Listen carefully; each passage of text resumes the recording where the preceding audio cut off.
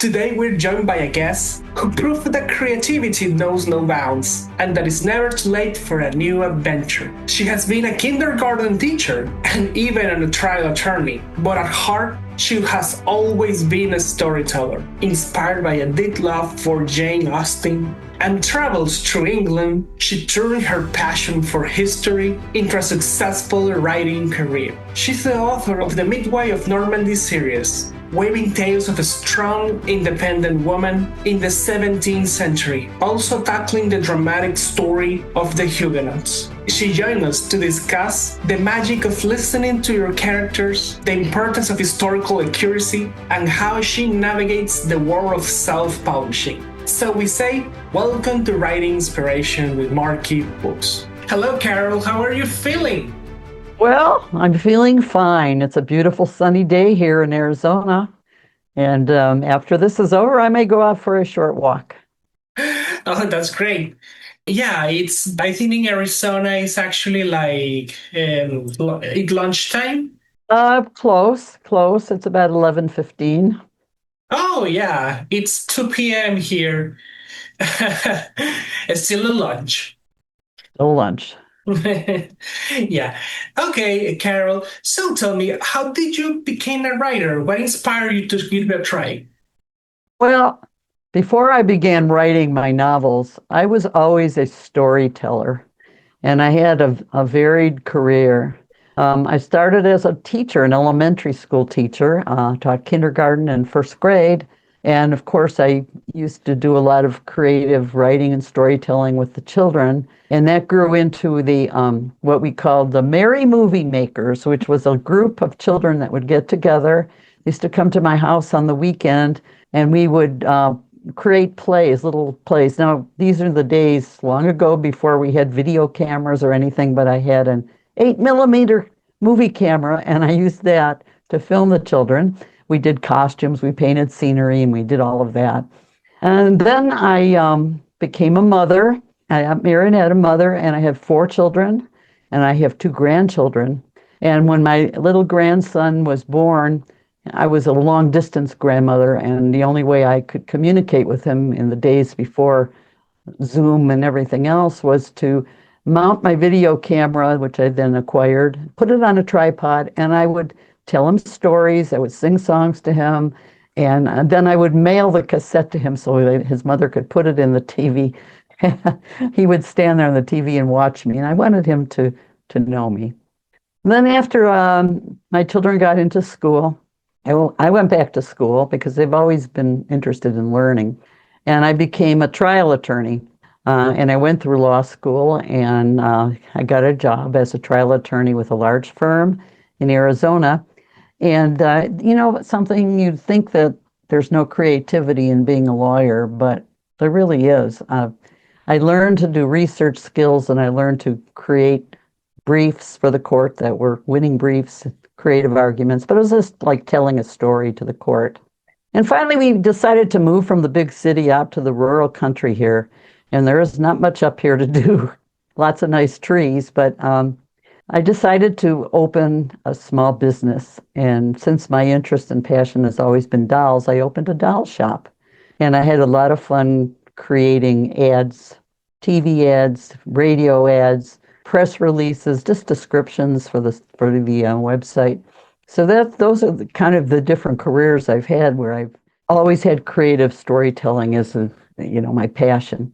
It's fascinating because the three careers are like extremely different. Yes, I've tried a lot of different things, and that's a good thing because I've had a lot of life experiences which I brought to my writing. Anyway, I got to the age where I could retire, thankfully. And I said, now what are some things I can do to keep myself active, especially my mind?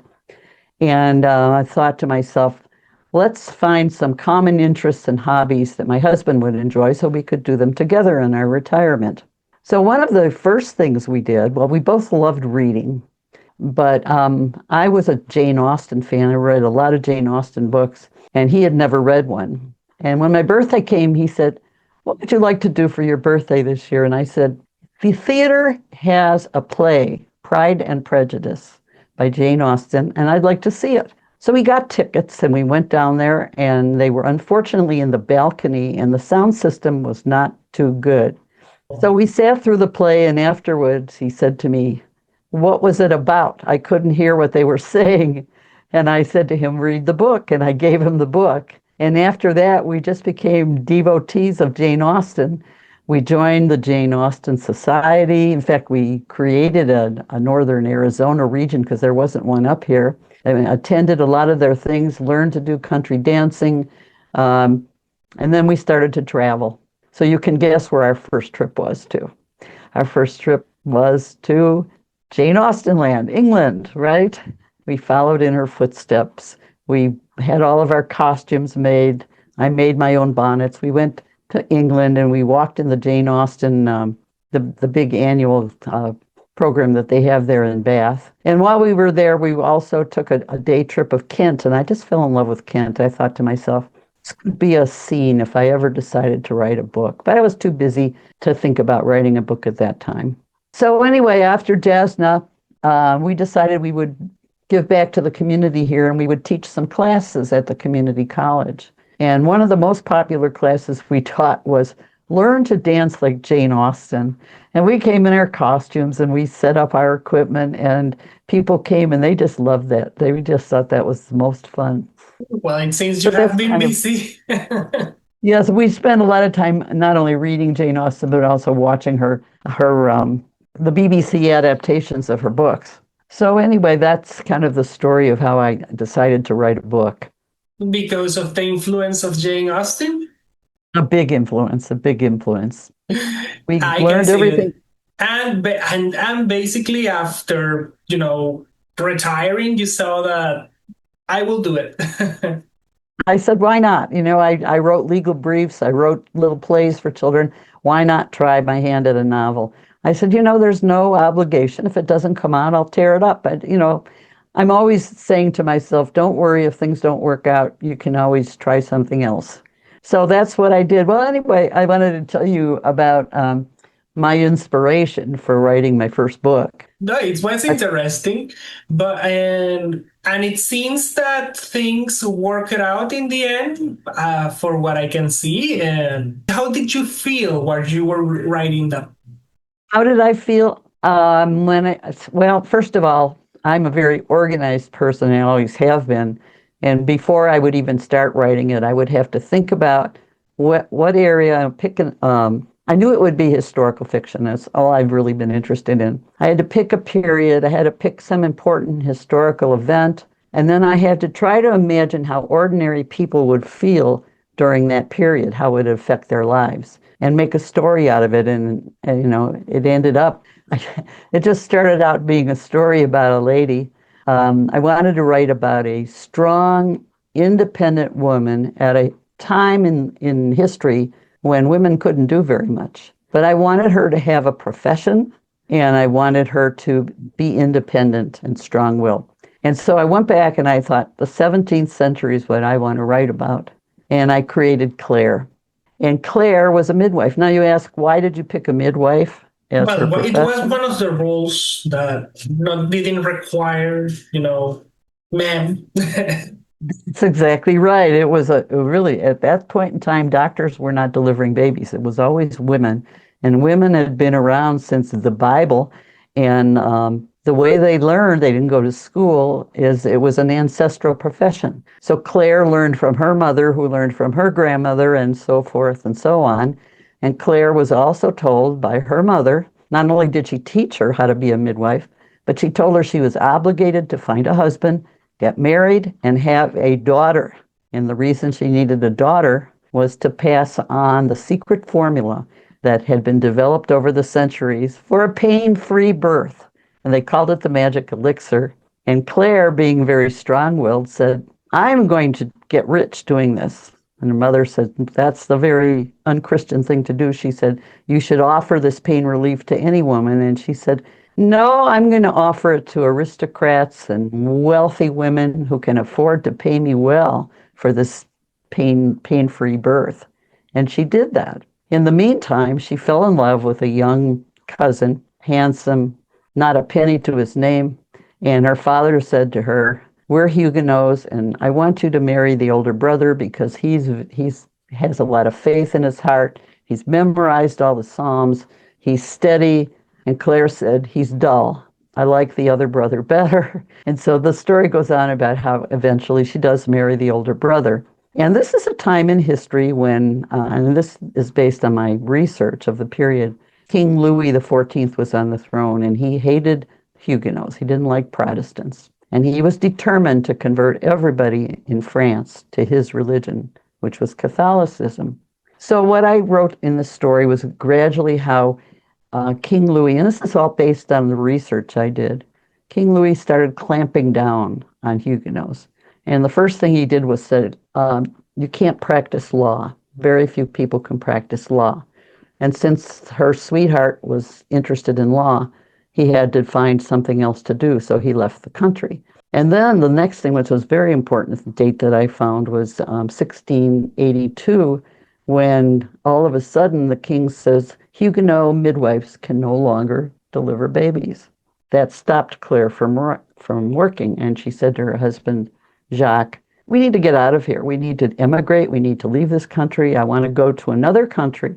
And he said, oh, no, no, no. He was happy. He was happy because he didn't like his wife working. And so he said, you'll be safe here, and I'll just pray for a lot for the King Louis to soften his heart.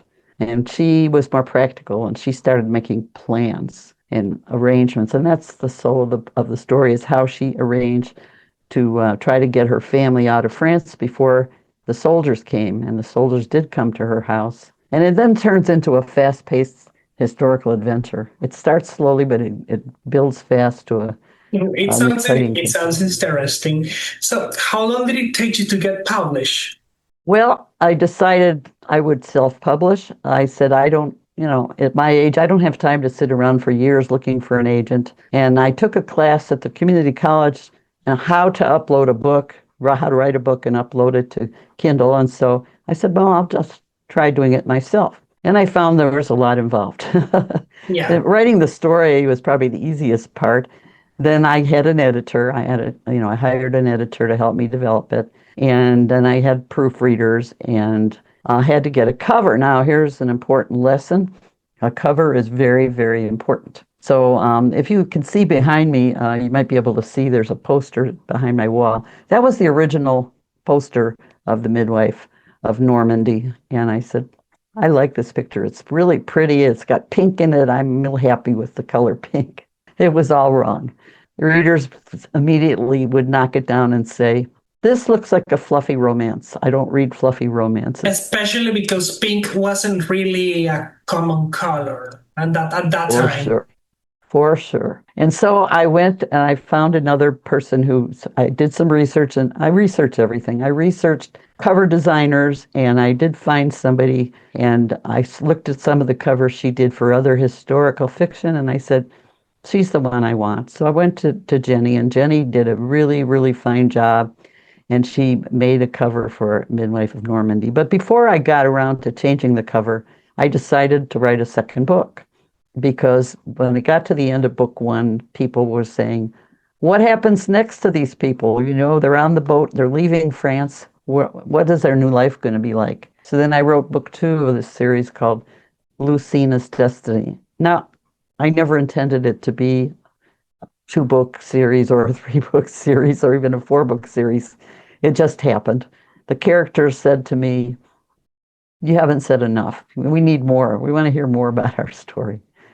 So I kept writing. And your question was, how long did it take? I'm pretty slow at things. I do a deep, deep research. I write chronological timetables. I want to make sure somebody isn't dead when you're getting married, that type of thing. So I get organized first. And then I don't know, I make all kinds of lists. I do mini bios of my characters so I know who they are, how old they are.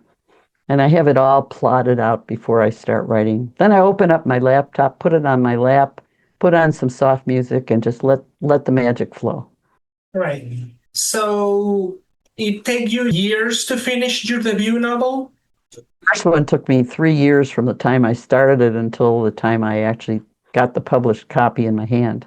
Like I said, I know there are authors that can write a book a month. I can't do that. I want to make sure in historical fiction that there's no conflict between the actual events that occurred and what my characters are doing. Historical accuracy is really important to me. The other thing is I want to make sure that the words I'm using are historically correct. It's understandable. It's actually it's those details that brings history to life. Okay, so do you have any advice for new writers starting right now? Advice for new writers? Well, I mean, everybody writes in their own style. As I said, some people can sit down and just write a book. I'm more of a plotter. Um, I think my first word of advice would be to choose a subject that interests you. Don't write on something. I couldn't write a mystery. I couldn't write a romance novel. I just knew historical fiction and my involvement with Jane Austen and my travels to those countries are the things that shaped the idea. So I was writing about something I was very interested in. Another thing is to educate yourself. If you're going to self-publish a book, you need to educate yourself on what's required. Oh man, in the beginning, it was like I took a class at the college on how to write, how to self-publish a book. But I know there's lots and lots of stuff on YouTube and books that you can get to learn the art of writing and what to do. And I have a library of some books that I purchased that I refer to from time to time, like a thesaurus, an emotion thesaurus, if you want to know how to show, not tell, that somebody is nervous. You can look in there and get some hints like twisting a ring or something like that. Um, I also joined a writers group. Actually, I formed a writers group to help me out. I posted up just a flyer on the local bulletin board at the post office and said, I'm looking for other writers who want to get together and discuss our books. It doesn't have to be the same topic, Yeah, just the writing. I was going to ask you about that. If you have a support network. I do. I do. Well, I did at first. We accomplished our goal, and I think that was for my second book that I was in the writers group.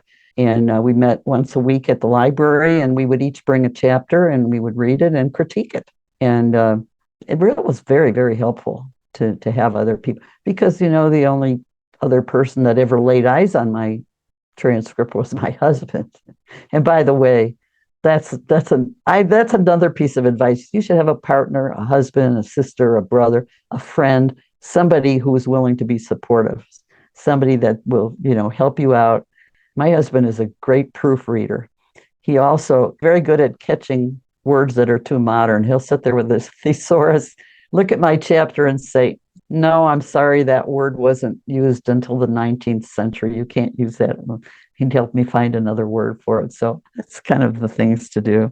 And the last thing I'd like to say is that when you're creating characters, assuming you're writing fiction, because I can't give advice to nonfiction writers. If you're writing fiction, you should create your characters and listen to them. Honestly, they do start talking to you. You hear them in your mind. You hear what they say. For example, in Midwife of Normandy, she has a little boy. He's 4 or 5 years old, and he's a very nervous child. And all of a sudden, I heard him stuttering. I don't know why. He was stuttering. I said, this boy stutters. So I built the stuttering into my writing. Wow, that's interesting. Okay, so what was the most difficult thing you had to struggle when you were writing your first book? Technology.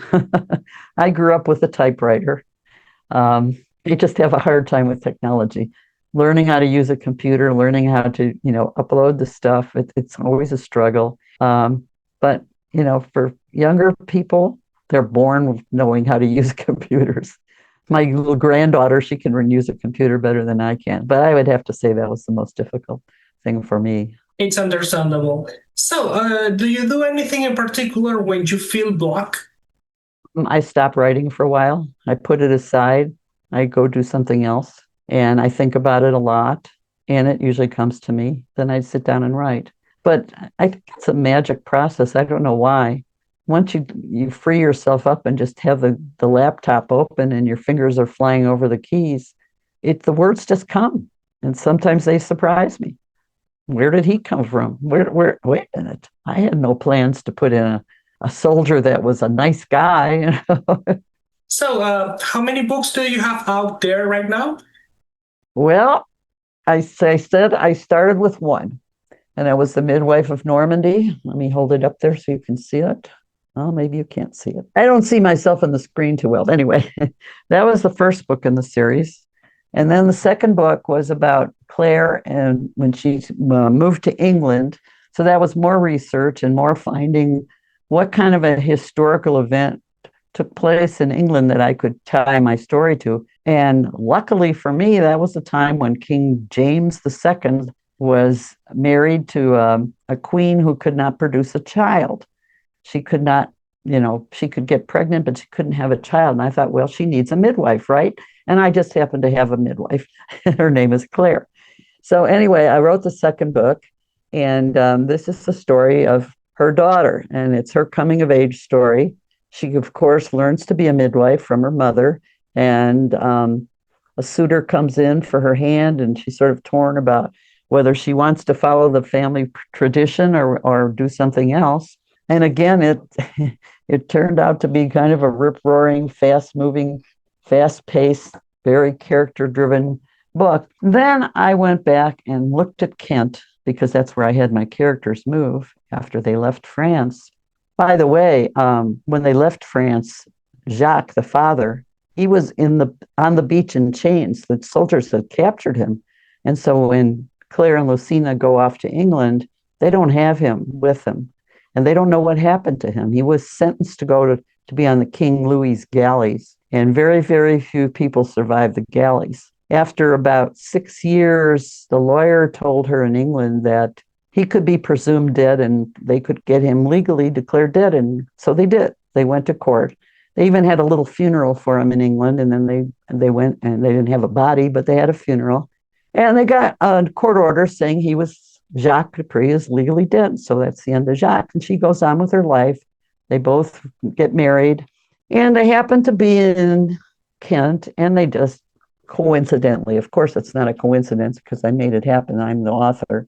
They met a relative of Jane Austen. Now, you know how much I love Jane Austen. And I thought, well, what made Jane Austen so smart? How did she create good plots and characters? And I had recently read Sense and Sensibility about how this mother and her daughters were left penniless because the father died. And when I did my research on Jane Austen, I found out that she had a grandmother named Eliza Austen, who also was leading a very nice life, had 7 children, and then she lost everything. And she had a very mean father-in-law who denied her any money at all. And she had to take in boarders into her house in order to survive. And one of the boarders happened to be a man who came to paint portraits. And she had an attic, and he shows up in book 3, which is called Austens of Broadford. And in that book, this guy with a funny accent comes and he sets up his place and he starts painting. And all of a sudden, it's discovered that he is the guy they left the husband that they had declared dead. And he reappears in the story, and that's it. He dies. But one more thing. I always read my authors, the customer comments on Amazon or Goodreads. And a couple of people said, I would have given this book 5 stars, but I took one off because she left open the mystery of what happened to that husband.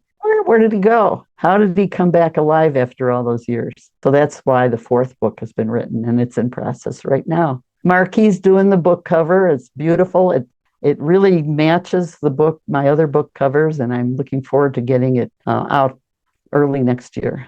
Yeah. Oh, so it was the 4th one. I did. Oh, that's the 4th one. Yeah, I wasn't sure which one it was. Yeah. Okay. Jacques' Fateful Journey. Do you have any story of how you named your books? I start out with the name and I change it probably 10 times by the time I get to the end of the book. And it's funny, it's really hard to know what to name a book. And I keep a list. I always have a 3-ring notebook with paper in it. And I make a list. I say, maybe I should call it this. No, I don't know. I like this one better. No. And I just keep going through and eliminate them, and that's what happens. Now, one of the titles that I suggested for my fourth book was going to be The Man with Two Graves, and then I said, nah, that that just doesn't suit me, and so I finally ended up with Jacques' Fateful Journey because he goes looking for his family, and it takes him a long time. And he goes to the Dutch Republic. So it was more research I had to do, more historical research. What was going on during that time? Oh, that was the year of the Glorious Revolution. So all that gets put together. Okay, okay. So which one is like your favorite book that you've written so far? Favorite book? Oh boy, these books are like my children. It's like saying which of my four children is my favorite child. I would have to say the first book. The first book is my favorite. That's the one that really sets up the characters. Of course, a lot of these characters will come back in book four too, so it could tie up some loose ends there. But I really like the first book, and I always encourage people to read the books in order because if you start with book four or book three, there are spoilers for what's going to happen. So, Yeah, I can imagine. So is book four the last one of the series? well, I thought book three was the last one of the series. I was calling it a trilogy. And then when I heard the comments that people wrote about what happened to Jacques, how can you just leave him out there? Either he's dead or he's not dead. And I knew he wasn't dead. So, because I had brought him back in book three he had a different name, of course, and a different identity, but he was recognized. But I never really had time. And book three was getting too long, and I had no time to explain his story. So I just dropped it. And then when I heard these comments, I said, oh, I better write another story. I am planning this to be my last book in this series. I mean, I think I have probably exhausted it, but you never know. I'll wait and see what the comments are. I hope a lot of people are going to read the book and write comments. Those are really important for authors. Have you ever thought on, making another series or maybe tapping other genres? Not other genres, no. I'm just so deeply embedded in historical fiction. In fact, at this point in time, I don't even read anything except historical fiction. And I will tell you, there are a lot of HF books out there right now that take place in World War II. To me, that's not historical fiction because I lived through that. I was a baby. I was born, but I remember those years. I remember the ration books and things like that. So no, I wouldn't write a World War II book. I don't know that I really want to write a book that takes place in a war. I mean, the war that took place in the Midwife of Normandy was King Louis's war. It was religious persecution more than soldiers shooting guns. But, the fact that he used to send his soldiers into homes, quarter them, let them destroy things, let them, you know, upset people in order to force them to be Catholics, and the fact that France lost millions of people, workers that were Huguenots, and fled to other countries to avoid the religious persecution. I just found that to be a very, very interesting topic. And the other thing, Dan, is that there were very few books written about that period. I mean, if you go into the Regency period or the Tudor period, even World War II, there's tons and tons and tons of novels out there. And I only found a few authors that were writing about the persecution of Huguenots. And I thought, well, that's an area that needs a book, and I'll tell it. It is. I think it's the first time I hear this story, to be honest. It's interesting too. A lot of people weren't aware of it. But there are a lot of Huguenot descendants now, and I find them online in groups, and they talk about, oh, my great great grandfather was a Huguenot. He was a weaver, and he moved to England to be in Spitalfields. The other thing I was able to find in doing my deep research was memoirs of people that were Huguenots who fled France in that period of time. And actually, in this latest book, I've based one of my minor characters, on a man who was a noble. He was a nobleman in France, but he was a Huguenot, and his family was forced to abjure their religion, and the soldiers came to their house, but they signed the papers, and then afterwards their consciences bothered them so much, and they had to figure out how to get out of the country. Well, at that time, the king knew that people were leaving, and he tried to stop them. So he had a coastal guard that would ride along the coast, the northern coast of France, in Normandy, and they would shoot people that tried to leave. So they had to find other ways to get out of the country. Yeah, I can imagine. Right now, what is like your largest goal or dream as an author? I'm going to turn to marketing, and I'm going to learn how to do it because I don't know how.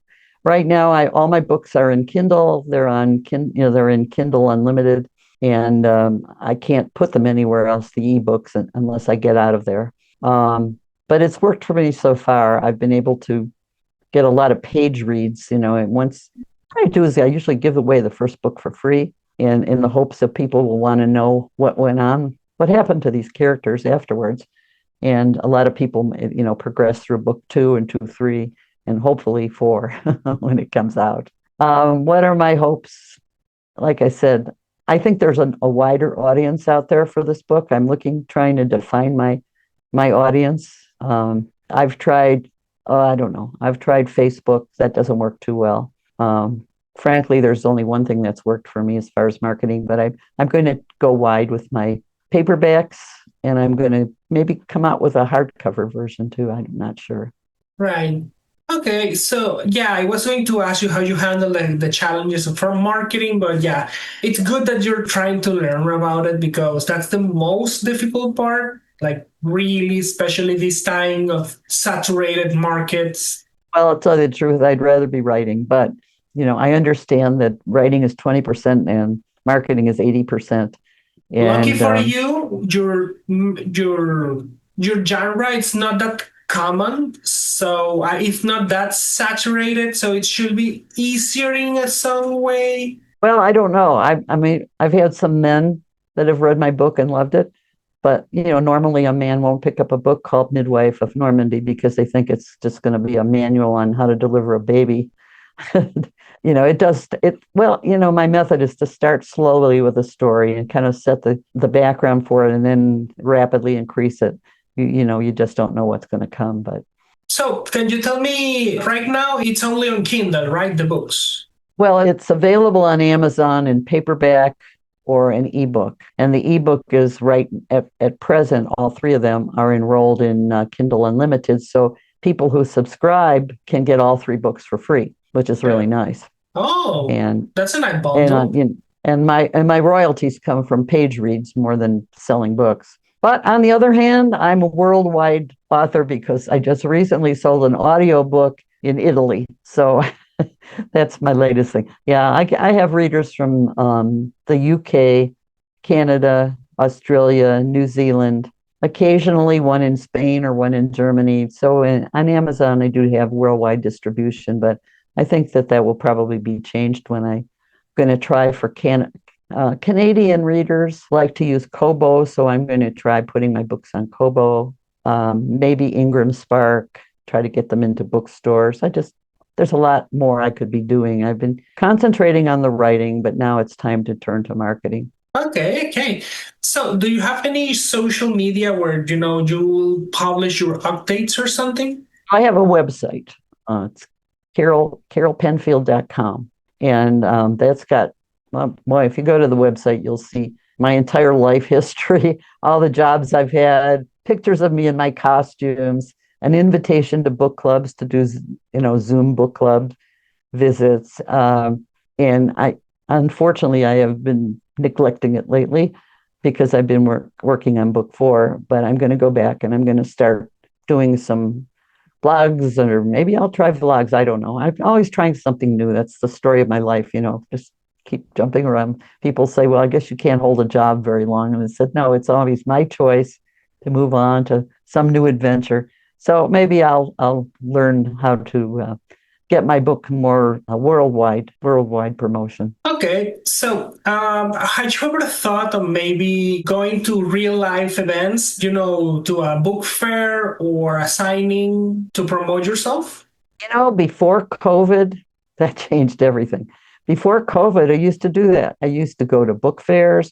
I used to go to library readings. Our local library sponsored an author's day, and I got to get up and talk about my book and sell copies of it there, make signed copies, things like that. But even, I have to tell you, my goal as an author is not to make money. I mean, it's nice to get royalties. It's nice to see them grow, but my goal is to write books that will entertain people, that they will enjoy, and that they will tell their friends about. That's my goal. And so when I get reviews on Amazon, and I'm at about a 4.4 average now with over 300 or 400 on Midwife of Normandy, I read them carefully, and people have said things like, she's a genuine storyteller.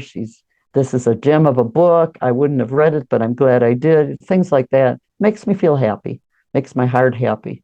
So that's my goal. I know other people are out there trying to make a living writing, and I'm a retired lawyer. I don't have to worry about it. So, like I said, it's nice to see some royalties grow, but it's not the most important thing to me. I'll give the book away free to anybody who wants it. Tell you the truth. Yeah, I understand. Well, Carole, I think that's all for now. Thank you for joining us today. Well, I want to thank you for having me, because this has been very exciting for me. In all my years, I've never been on YouTube or TV or anything like that. And I have a lot of friends and family members that are anxious to see me make a fool of myself, which I hope I didn't do today. Well, thanks for coming and joining us on our episode Writing Inspiration with Markee Books. Thank you, Carole, for this lovely conversation. Well, thanks for coming and joining us today. If you find this episode inspiring, like, subscribe, and share this video. And give Markee Books a try in the link below. Well, see you next week. Bye.